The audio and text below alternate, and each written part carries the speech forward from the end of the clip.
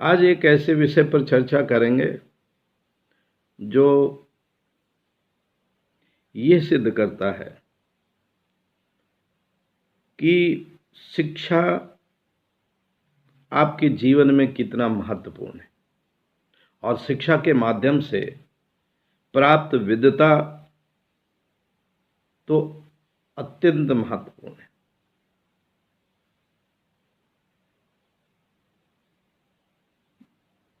पूरे समाज में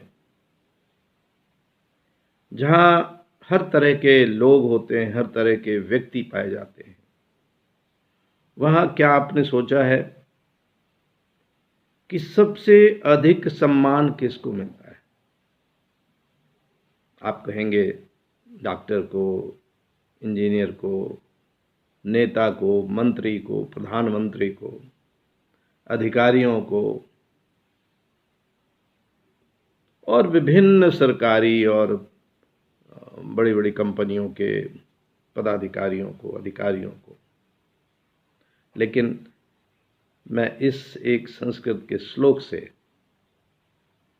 आपको बताऊंगा कि यह सत्य नहीं है।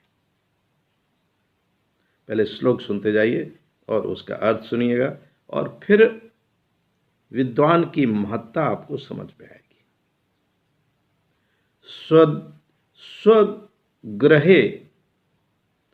स्वगृहे पूजिते मूर्खा,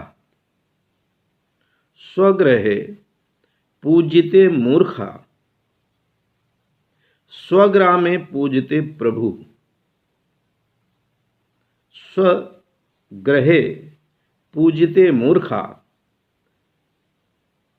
स्वग्रामे पूजिते प्रभु।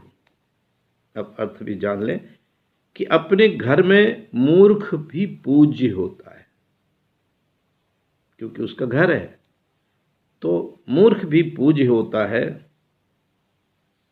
स्वगृहे पूजते मूर्खा और स्वग्रामे पूजते प्रभु। और जो मुखिया होता है, प्रभु यहाँ मुखिया से मतलब है, वो अपने गांव में जहाँ का वो मुखिया होता है वहाँ पूज्य होता है। और श्लोक की दूसरी और अंतिम पंक्ति, स्वदेशे पूजते राजा,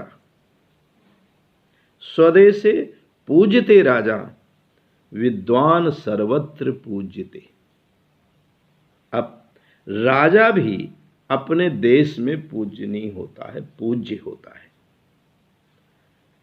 आप देखते होंगे जब पुराना इतिहास, जब राजा होते थे, बादशाह होते थे, तो वो अपने राज्य के क्षेत्र में पूज्य होते थे।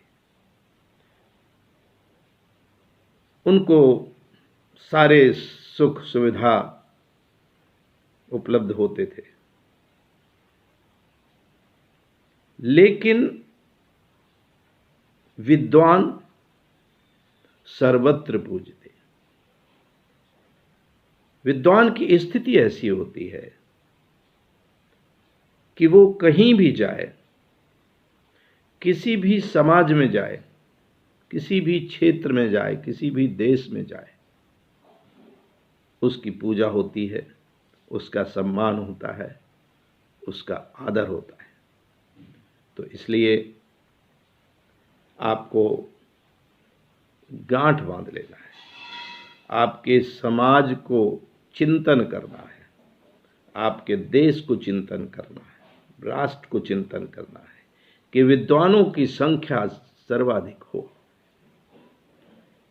और शिक्षा के माध्यम से प्राप्त ज्ञान, प्राप्त विज्ञान और विभिन्न विषयों का जो पुस्तकीय ज्ञान और व्यावहारिक ज्ञान, जितना भी विद्वान समाज में होंगे उतना ही वो समाज विकसित होगा।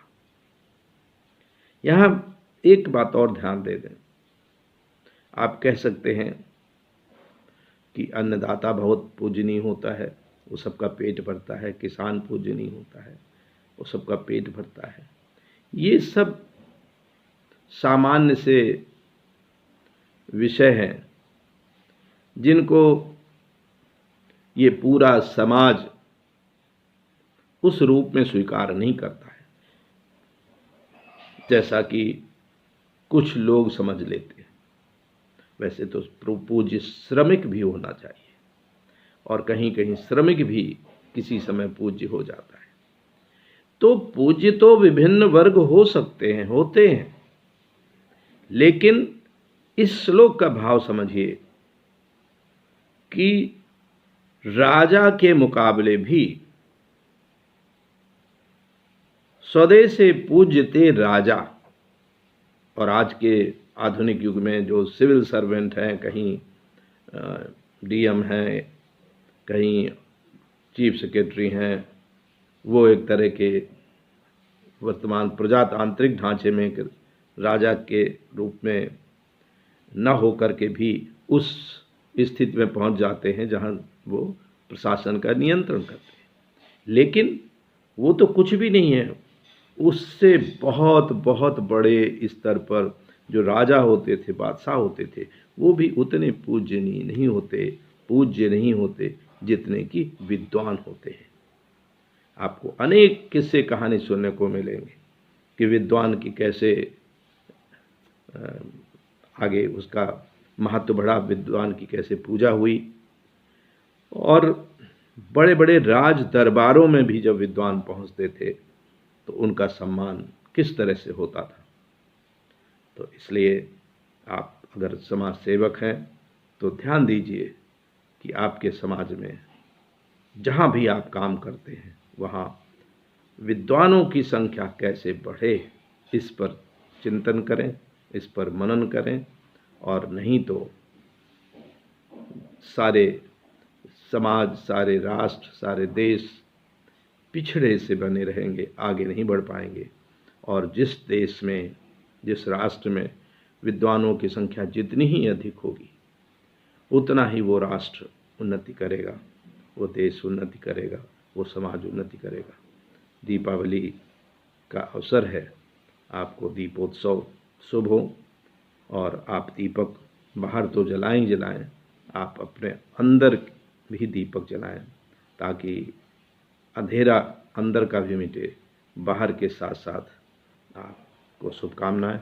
आप विद्वान